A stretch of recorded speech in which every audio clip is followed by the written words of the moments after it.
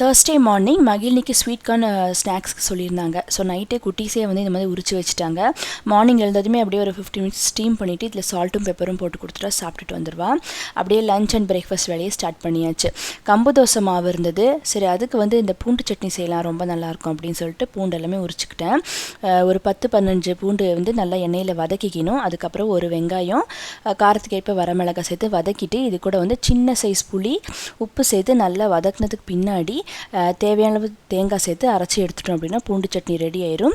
இதுக்கு வந்து தாளிப்பு கொடுக்கணுங்கிற அவசியமே இருக்காது. ரொம்ப சூப்பராக இருக்கும். ட்ரை பண்ணி பாருங்கள்.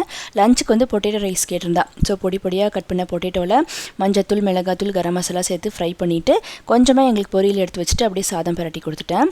ஃப்ரைடே வந்து ஸ்நாக்ஸ் வந்து மில்லட் தோசை சொல்லியிருந்தாங்க. சரி, ராகி தோசைக்கு ஊற வச்சிடலாம் அப்படின்னு சொல்லிட்டு ஒரு கப்பு தான் ராகி இருந்தது. ஒரு கப் ராகி கூட ரேஷன் அரிசி, உளுந்து எல்லாமே ஊற வச்சுட்டேன்.